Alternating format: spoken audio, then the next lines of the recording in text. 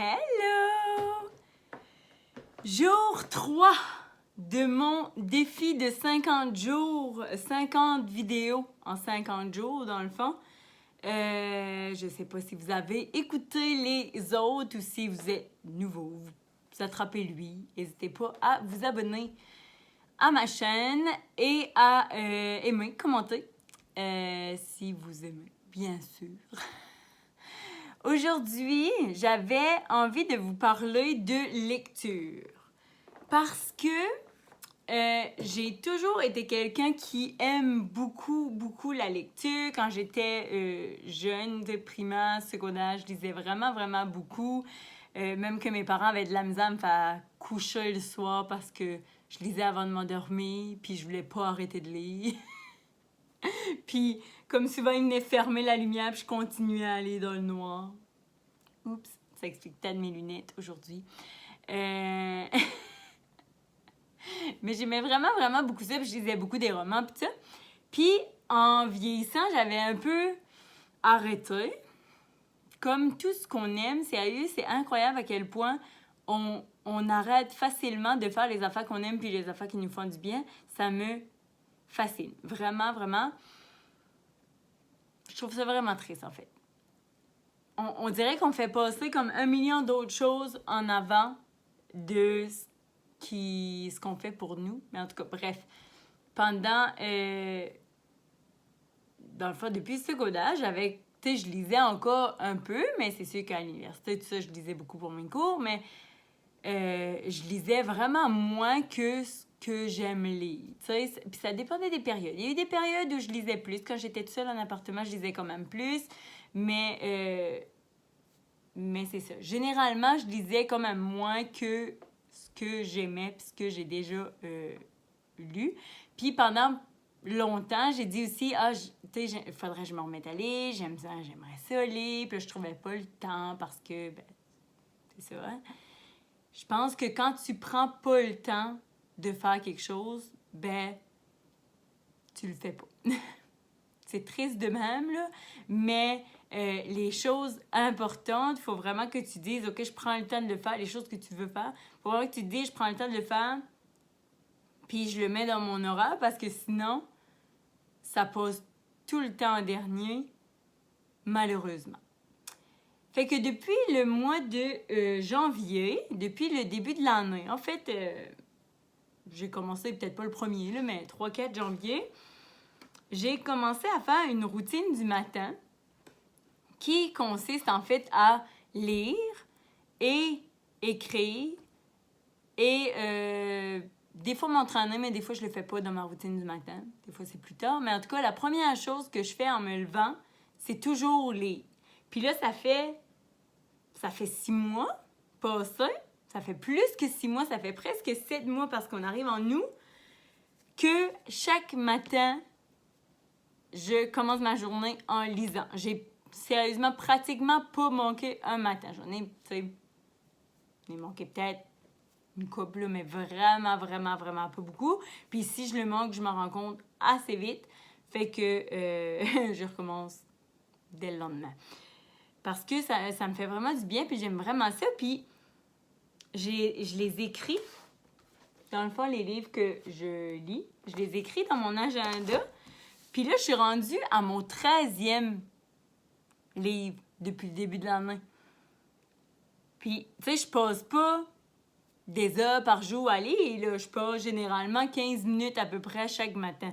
C'est vraiment pas très long, mais on voit comment que un petit peu chaque jour peut vraiment faire une grosse différence parce que clairement, si je m'étais pas dit je vais le faire, tu sais, puis si j'avais pas décidé, OK, maintenant, je lis à chaque matin, je serais sûrement encore en train de me dire, faudrait que je lise plus, tu sais, parce que des livres, j'en ai 1 million, tu sais, j'en ai beaucoup que j'ai lu, j'en ai beaucoup que j'ai pas encore lu aussi, parce que j'aime beaucoup les livres, fait des fois, j'en achète, même si je les lis pas. J'en achète, puis en fait, je me dis, je vais les lire, puis c'est ça, je les lisais pas. Mais, c'est ça. Fait que, tu sais, c'est fou, là. 13 livres, puis ça peut être beaucoup, ça peut être pas beaucoup. T'sais, on s'en fout, ça c'est pas ça le point, parce que toi, tu peux dire, moi, j'en lis 75 par année, fait que 13 en 6 mois, c'est pas beaucoup, tu sais.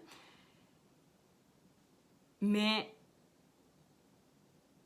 pour moi, c'est pas nécessairement que c'est beaucoup. En fait, moi, ce que je suis vraiment contente, c'est la constance, c'est de l'avoir fait à tous les jours, parce que je suis une personne qui a vraiment de la misère avec la routine, avec, tu sais, refaire les mêmes choses chaque jour, mais je me rends compte de plus en plus que quand c'est une routine qui me fait du bien, que j'aime, que dans le fond, je suis capable de la garder. Parce que j'avais déjà essayé de me mettre des routines du matin, puis ça marchait pas vraiment. J'avais de la misère. Puis là,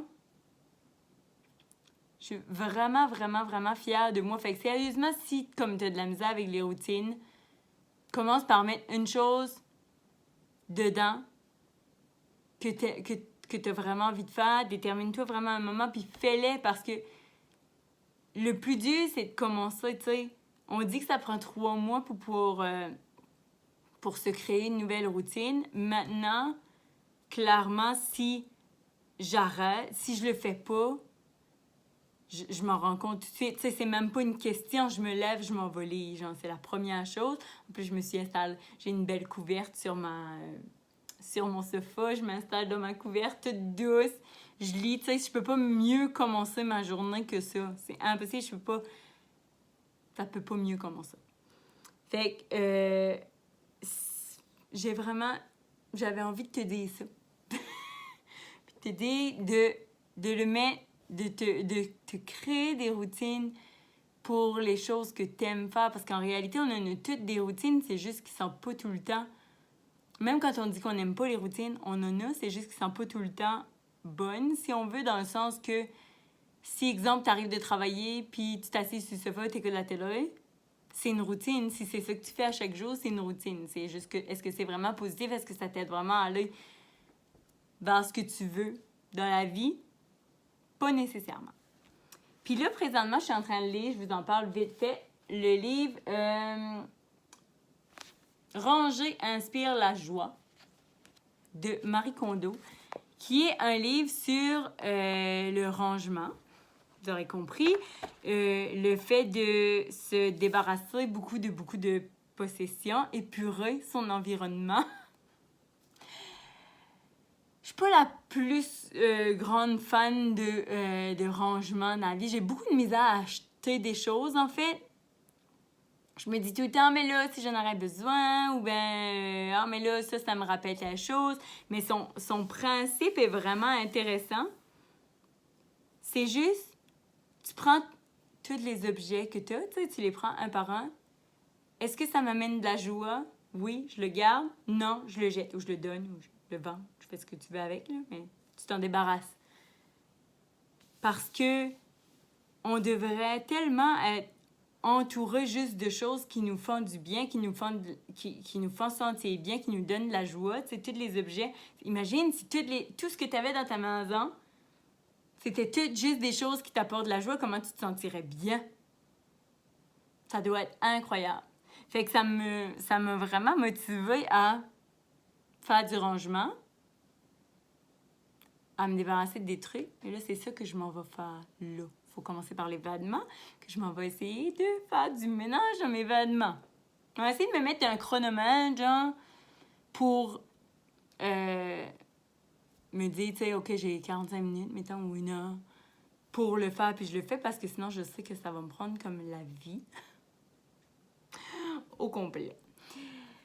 Fait que, bref, dis-moi en commentaire qu'est-ce que tu as envie de te remettre à faire, qu'est-ce que tu vas mettre dans ta routine, qu'est-ce que tu aimes faire mais que tu fais pas assez souvent, puis que tu t'engages à faire.